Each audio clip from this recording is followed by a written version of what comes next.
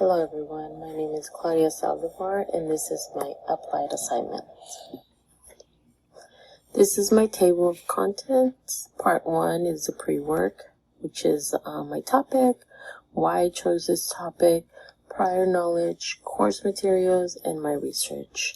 Part 2 is the evidence, which is my interview questions and the interview answers. Part 3 is the new learning, what did I learn while taking this course and doing this interview, plus the evidence and connections to course materials and topics. And part 4 is continued inquiry, which is the new questions and how will I learn more about this topic and questions for peers. Pre-work, applied assignment.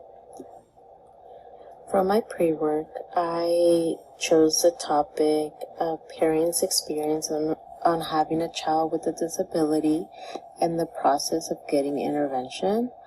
I decided to choose this topic because I work with preschool-age children and constantly see children and families struggle when they don't know how to navigate the situation of a child that is struggling in the classroom, and the aspect of inclusion is education. The person I interviewed was Maria Gastelum.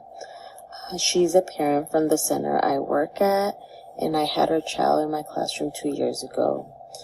I had her 2-year-old child, and I helped her during the process of intervention by offering services and resources to get her child evaluated by a professional.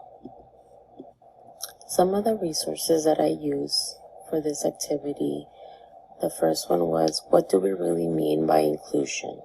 The importance of terminology when discussing approaches to community engagement. I use this article because it talks about community engagement with people with disabilities. I wanted to understand the family I interview and connect with them about ways their child is engaged in the community without being excluded for having a disability. The second one was increasing positive attitude towards individuals with disabilities through community service learning. I use this article because it talks about reducing discrimination towards individuals and families with disabilities. I wanted to be able to understand if the family I interview has faced discrimination while seeking services for their child. These are more resources that I use.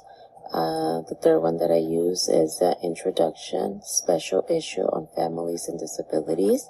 I use this article because it talks about issues that families deal with when having a family member with a disability. I wanted to understand the family and compare the challenges that they have faced as a family after getting the results for the evaluation. Another resource that I used was Family Life Goes On, Disability in Contemporary Family. I use this article because it talks about how life continues after a diagnosis of a family member with a disability. I wanted to understand the family and see how they are coping after finding out their son was diagnosed with a disability. Part 2, Evidence. These are the interview questions that I use. Number 1, what challenges were you having before getting your child diagnosed? Number 2, how was the diagnosis processed? Number 3, what challenges did you encounter during the process? Number 4, what have been the positive aspects of having a child with a disability in your family? Number 5, how do you feel about the supports and programs offered by the school? Number 6, what are your biggest concerns for your child's future? And number 7, what kinds of support have been most helpful as a parent? These are the answers from the parent when I interview them. Number 1, the challenges the parent was having when the child entered a school setting. He was constantly crying and hurting others. Mom stated that she felt that was a typical 2-year-old behavior and didn't feel the child needed support. He would throw lots of tantrums at home and public places. As the months went by, teachers and other staff were raising concerns about the child's behavior. Number 2, the diagnosis process took a bit long. She was very hesitant to even start the process because she was afraid there was something wrong with her child. After she turned the papers in, several people will call her to ask questions, and she would take the child to be assessed to different places. But she does feel like everyone explained what was happening, which was nice for her because she felt supported through the whole process. Number 3, the challenges that she encountered were honestly accepting that there could be something wrong with her child. Everyone was very supportive and guided her in the right direction. She believed that the hardest part of the whole process was accepting that there was something wrong with her child. Number 4, the positive aspects of having a child with a disability is the education that she has received for autism. She didn't know anything about it before, and she just felt there was no way to help her child with the disability. And now she feels like she can help and support her child by providing the services he needs to succeed in life. Number 5, she felt like the school has been an amazing part of the process.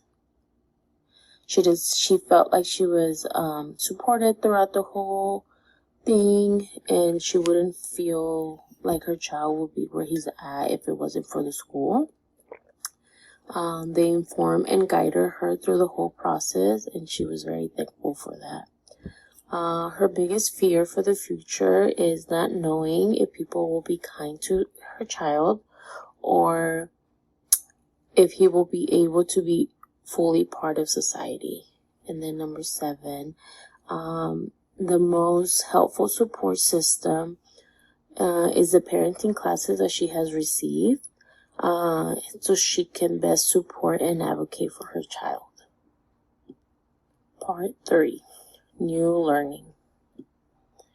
Historically, individuals with disabilities and their families have advocated for inclusive and accommodating practices that allow all individuals to participate meaningfully within their communities, but negative attitudes towards those with disabilities serve as a major barrier to community integration, inclusion, and access. Lawson, Cruz, and Nolman, 2017. What I learned during the interview was that Mom felt very scared when teachers and staff were informing her child was struggling in the classroom. Mom really felt this was a typical 2-year-old behavior and didn't see any concerns at the time. Mom was hesitant to start the process because she was afraid there was something wrong with her child. I think her response was very understanding because as a society, we do not understand disabilities in many forms, and it can be scary to know that how her child's future will look like if he is diagnosed with a disability. Another quote that I used was, "A disability is typically something that impedes one's ability to navigate their social world and relationships or participate fully in society." This is by Haskins Stillaway, 2013. During the interview, I learned that Mom felt scared for the future because she doesn't know if society will treat her son kindly or if he will be accepted as part of our society. I strongly believe the way Mom feels is completely normal because having a disability can change the way we interact in society. Having the appropriate resources to help and guide each family and child can make a great difference in how their future looks like. Mom being aware of how to help her child succeed is a great way to advocate for her child's future. Reducing discrimination and increasing positive attitudes towards persons with disabilities is an integral part of creating inclusive communities wherein all members have access to social, educational, recreational, and occupational pursuits. Lawson, Cruz, and Nolman, 2017. During the interview, Mom shared that the school has been a great support system because they guided her in the right direction to help her child. Even after the diagnosis, she has been able to receive the appropriate help to guide her child and help him with his disability. I think that in order to have a better access to resources, we must educate our society on disabilities to better understand how disabilities work. This will allow for better resources and more equally access for individuals with disabilities and their families. Part 4. Continued inquiry. Something that I was really thinking about while completing the interview was, how can I advocate for disabilities in my community? After taking this course, I want to reach out to my local senators and see how my community is helping individuals with disabilities and their families. This is something that I really think about as a teacher, but even after taking this course, really got me thinking is, how do we really advocate for disabilities to make sure everybody has equal access in society? Questions for peers. How can we advocate for the inclusion of children with disabilities in our classroom? And how can we better support families struggling to help family members with disabilities? These are my resources that I use while completing my interview and also this PowerPoint. Thank you for your time. Good day.